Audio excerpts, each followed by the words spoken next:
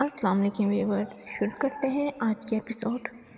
وہ دونوں دوراب کے پاس بیٹھے تھے۔ دونوں نے دوراب کو بہت اٹھانے کی کوشش کی کہ وہ اپنی آنکھیں کھولیں یا کوئی حرکت کرے، لیکن دوراب ہوش میں نہیں تھا۔ دونوں اپنے اچھے دن یاد کرنے لگے تھے۔ دوراب بے شک ان کا باس تھا، لیکن وہ تینوں اچھے دوست تھے۔ دانیال سے ہاشم نے نازنین کا پوچھا۔ اسٹور روم کے پنجرے میں اسے بند کیا ہے میں نے، مجھے اس پر کوئی بھروسہ نہیں ہے۔ دانیال نے نم آنکھوں میں آنسو لیے ہوئے کہا تھا جو اس نے دوراب کی یاد میں بہائے تھے۔ اور راشد ملک؟ ہاشم نے اس سے راشد کے متعلق پوچھا۔ ہمیں پتہ ہے کہ وہ کہاں ہے، لیکن معلوم ہے تو ابھی تک پکڑا کیوں نہیں؟ لیکن ہمیں یہ پتہ چلا ہے کہ اس کا کوئی باس بھی ہے، تو ہم نے ابھی تک اس کے پیچھے جاسوس چھوڑے ہیں تاکہ اصل مجرم ہاتھ میں آ جائے۔ اچھا، لیکن مجھے نازنین سے ملنا ہے، ہاشم نے دانیال کو کہا۔ دانیال اسے نازنین کے پاس لے گیا۔ اس کی نظر نازنین پر پڑی جو کہ فرش پر پڑی تھی۔ ہاشم نے غصے میں آ کر پانی کی بالٹی اس پر انڈیلی تھی۔ کون ہے؟ نازنین اٹھ کر چلانے لگی تھی۔ میں ہوں، ہاشم نے سخت لہجے میں کہا تھا۔ نازنین نے اسے پہچان لیا۔ بھائی ہاشم، مجھے بچا لو، میں نے کچھ نہیں کیا، پلیز۔ نازنین رونے لگی تھی۔ میں نے تمہیں اپنی بہن مانا اور آج تمہاری وجہ سے میرے بھائی کوما میں ہیں۔ ہاشم رونے لگا تھا۔ وہ نازنین کے حلق میں جیسے زبان نہیں تھی۔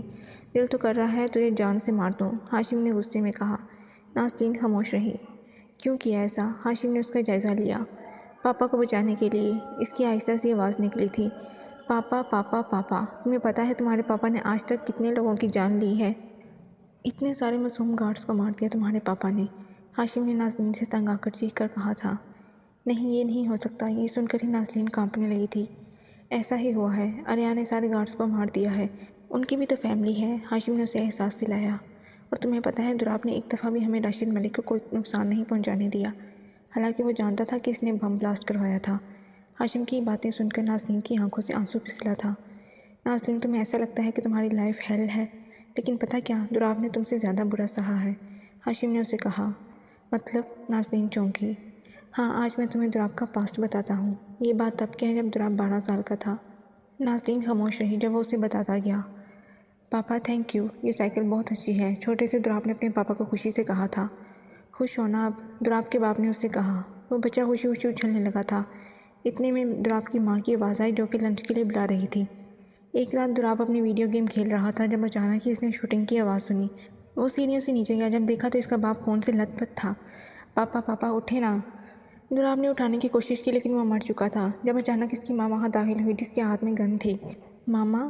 چھوٹا سا دوراب اپنی ماں کو گن پکڑے دیکھ کر حیران ہوا۔ اس کی ماں اب شیطانی مسکراہٹ اپنے چہرے پر سجا چکی تھی۔ آپ نے پاپا کو مارا ماما؟ دوراب نے معصومیت سے کہا۔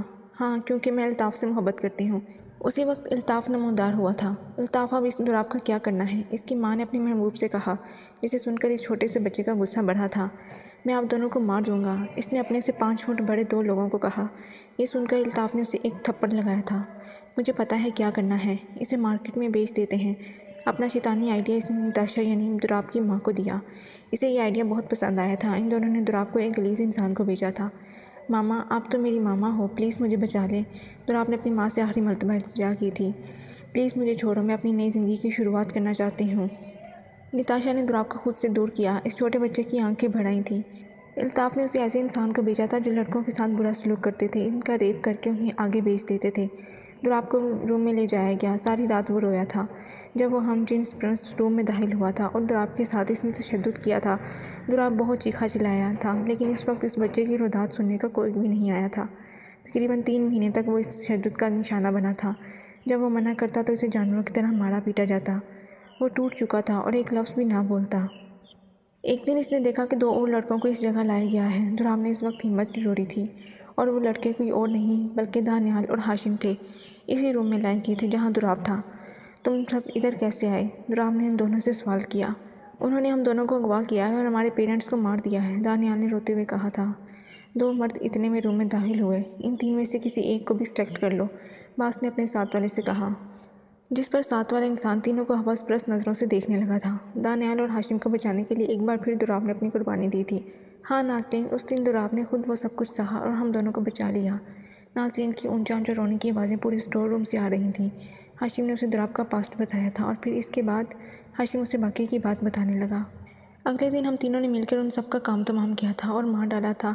اس طرح ہر لڑکے کی جان بچائی تھی، اور اس کے بعد دوراب نے مافیا جوائن کیا تھا اور اپنی محنت سے وہ مافیا باس بنا تھا، اور الطاف اور نتاشا کو بھی اس نے خود ہی اپنے ہاتھوں سے مارا تھا۔ میرا دوست مر گیا تھا نازلین، وہ مافیا باس تو بن گیا تھا لیکن لڑکی پر اس نے یقین کبھی نہ کیا، اس نے سیکھا ہی نہیں یہ۔ ہاشم کی بات سن کر نازلین دوبارہ رونے لگی تھی۔ اس کا چہرہ لال ہو چکا تھا۔ اس نے تمہارے ساتھ زبردستی کی، لیکن نازلین نکاح میں ہوتے ہوئے بھی کیا اس نے کبھی تمہیں دوبارہ ہاتھ لگایا؟ ہاشم کیسے اسے بھاور کروانا چاہتا تھا۔ نہیں، نازلین نے سر نفی میں ہلایا۔ اس نے پہلی بار لڑکی کی پرواہ کی لیکن اسی لڑکی نے اس کا اعتبار توڑا، اسے دھوکہ دیا، اب وہ تم پر کبھی بھی یقین نہیں کرے گا۔ آئی ایم سوری، نازلین نے روتے ہوئے کہا، اور تمہاری وجہ سے آج وہ کوما میں ہے۔ کوما میں؟ ہاشم چلانے لگا تھا۔ سوری بھائی، مجھے معاف کر دو۔ نازلین نے ہاتھوں کی مدد سے اس کا ہاتھ ٹٹولا اور تھامنا چاہا، لیکن بے سود۔ اب سوری کا کوئی فائدہ نہیں، تم نے اس اریان کی بات مانی۔ نازلین اسے تلاش کرنے لگی تھی، یہ جان کر ہاشم اس کے پاس آیا۔ نازلین نے اسے پکڑا اور اس کے کندھے سے سر ٹکا کر رونے لگی۔ پاپا کو بچانے کے لیے۔ نازلین، میں تمہیں ابھی کچھ نہیں بولوں گا، جب تمہاری آنکھیں ٹھیک ہوں گی تو میں تمہیں ثبوت دوں گا۔ بھائی، سر مجھے کبھی معاف نہیں کریں گے، نازلین نے روتے ہوئے کہا۔ ہاشم نے اس کے بال سہلائے تھے۔ پتہ نہیں، اس نے اتنا ہی کہا۔ پلیز مجھے ان سے ملنا ہے، پلیز۔ وہ رونے لگی تھی۔ نہیں، دانیال تمہیں کبھی بھی نہیں ملنے دے گا، ہاشم نے سر ہلاتے ہوئے کہا۔ بھائی سوری، مجھے معاف کر دینا، میں نے جان کر نہیں کیا۔ نازلین اب ہچکیاں لے کر رونے لگی تھی۔ تمہیں ہم سے زیادہ اپنے باپ پر بھروسہ تھا۔ وہ میرے پاپا ہیں، میں کیسے نہ ان پر بھروسہ کرتی، نازلین نے طیش میں آ کر کہا تھا۔ اور تمہارے اس بلڈی باپ نے دوراب پر گولی چلائی۔ ہاشم کی آنکھیں سرخ ہو چکی تھیں۔ تو یہ سب میری وجہ سے ہوا نا؟ آپ نہ مجھے بھی شوٹ کر دو، لیکن معاف کر دو۔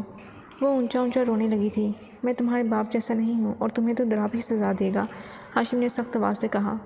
مجھے سر سے ملا دو، سوری میں تم پر یقین نہیں کرتا، ہاشم یہ کہہ کر چلا گیا اور نازلین روتی چلی گئی۔ ایک ہفتے بعد ہاشم روزانہ نازلین سے ملنے جاتا تھا۔ اس دن کے بعد سے نہ نازلین صحیح سے کھانا کھا پائی، نہ ہی سو پائی تھی۔ اس کی حالت بہت بری تھی۔ دوسری طرف دانیال کے جاسوسوں نے اسے بتایا کہ راشد ملک اور ایران ان کو بہت محنت سے تلاش کر رہے ہیں۔ اس کی بات سن کر دانیال مسکرانے لگا۔ ڈھونڈنے دو اچھے سے، اس نے طنزیہ مسکراہٹ کے ساتھ کہا۔ سر وہ 4 دن بعد اپنے باس سے ملنے والا ہے، جاسوس نے بتایا۔ یس، پتہ لگاؤ وہ کون ہے وہ کمینہ۔ دانیال خوشی سے اچھلا تھا۔ میں تم سے بہت پیار کرتی ہوں میری جان، نازلین نے اریان کے گال پر ہونٹ رکھا تھا۔ میں اس سے بھی زیادہ، اریان اب اس کے اوپر آ چکا تھا۔ اس نے نازلین کی گردن پر اب لب رکھے تھے۔ نازلین کی سس کی فضا میں گونجی تھی۔ اس نے اریان کو زور سے خود میں بھینچا تھا۔ نہیں، ایک زوردار چلانے کی آواز سے دوراب اٹھ کر بیٹھا تھا۔ اس کے آس پاس دانیال اور ہاشم بیٹھے تھے۔ دوراب تو اٹھ گیا دوراب، سچی؟ ہاشم اس کی طرف بھاگا تھا۔ دانیال دوراب کے گلے لگ کر رونے لگا تھا، جبکہ ہاشم بھی اب انہیں دیکھ کر رونے لگا تھا اور ان دونوں کے ساتھ لگ گیا۔ اب تینوں نے ایک دوسرے کو گلے لگایا ہوا تھا۔ میں ٹھیک ہوں، دوراب نے ان دونوں کو روتا ہوا دیکھ کر مسکرا کر کہا۔ یار مافیا باس ہوں میں، اتنی جلدی نہیں مروں گا، اس نے دونوں کے بال سہلاتے ہوئے کہا جب ہاشم نے اس کے پیٹ پر چپٹ لگائی۔ تو چیخا کیوں تھا؟ دانیال کو کچھ دیر پہلے والی دوراب کی چیخ یاد آئی تو اس نے سوال کیا۔ کچھ نہیں، دوراب کو دوبارہ وہ خواب یاد آیا اور بیڈ سے اترنے لگا۔ کہاں جا رہا ہے؟ ریسٹ کر، دانیال نے اسے واپس بٹھایا۔ میں کب سے یہاں ہوں؟ دوراب نے سوال کیا۔ 12 دن سے۔ وٹ، 12 دن؟ دوراب شوک ہوا۔ بہت ریسٹ کر لیا، اب اس راشد ملک کو، اریان کو اور خاص طور پر اس نازلین کو سبق سکھانا ہے، دوراب نے چبا چبا کر کہا۔ دوراب، راشد اور اریان کے پیچھے ہم نے جاسوس چھوڑ دیے ہیں، ہمیں پتہ چلا ہے کہ ان کا کوئی باس بھی ہے، دانیال نے اپنا پلان شیئر کیا۔ نائس آئیڈیا برو، اب سب کو ایک ساتھ ماریں گے، دوراب نے اس کو داد دی۔ اور نازلین اسی مینشن کے اسٹور روم میں بند ہے، ہاشم نے پریشان ہو کر کہا۔ گریٹ، سب سے پہلے اسے سزا دینی ہے، آج اسی کی وجہ سے میں یہاں ہوں، دوراب نے شیطانی مسکراہٹ اپنے چہرے پر سجائی۔ دوراب، اسے میں نہیں چھوڑوں گا، میں تیرا ہی انتظار کر رہا تھا کہ تو کب اٹھتا ہے، اب تو اسے مار ڈال، دانیال نے غصے سے کہا۔ اس کی بات پر ہاشم نے نم آنکھوں سے دوراب کو دیکھا تھا۔ دوراب نے اس کے آنسو دیکھے۔ ہاشم روم سے باہر جا چکا تھا۔ اوکے، میں دیکھتا ہوں اس کے ساتھ کیا کرنا ہے، تو جا، مجھے کچھ کام ہے، سوچ کر دوراب نے جواب دیا۔ میں کیا کروں، ایک طرف نازلین بے قصور ہے اور دوسری طرف دوراب جو میرا بھائی ہے، کاش نازلین نے ایسا نہ کیا ہوتا۔ ہاشم جو کہ روم سے باہر کھڑا تھا پچھتا رہا تھا۔ اندر دوراب مشکل سے کھڑا ہوا اور ہاشم کو ڈھونڈنے کا سوچا۔ وہ پول کے پاس کھڑا رو رہا تھا اور کافی گہری سوچ میں ڈوبا ہوا تھا۔ تو رو کیوں رہا ہے؟ کچھ نہیں، دوراب کی بات سن کر ہاشم نے اپنے آنسو صاف کیے۔ نازلین کے لیے نا، جیسے دوراب نے اپنے سوال کا خود ہی جواب دیا۔ اس سے غلطی ہوئی ہے، وہ بے قصور ہے، ہاشم نے اسے آہستہ سے کہا تھا۔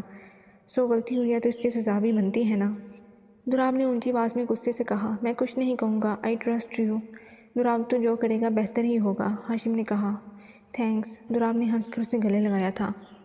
وہ اسٹور روم میں داخل ہوا۔ نازلین اس کے اندر بنی ایک کوٹری میں تھی۔ اس نے کوٹری کھولی اور اندر گیا۔ وہ فرش پر پڑی سو رہی تھی۔ دریاب نے اس کے ساتھ بیٹھا اور اس کے بال سہلانے لگا۔ بائی آپ ہو؟ ناظرین نے ہاشم سمجھ کر اٹھ کر اپنا سر اس کی گود میں رکھا۔ سر کیسے ہیں؟ اس نے روزمرہ کی طرح پہلا سوال یہی کیا تھا، جسے سن کر دراب نے اپنا ہاتھ بھینچا تھا۔ بولو نا پلیز۔ تنگ آ کر دراب اٹھا اور اسے بھی پکڑ کر کھڑا کیا۔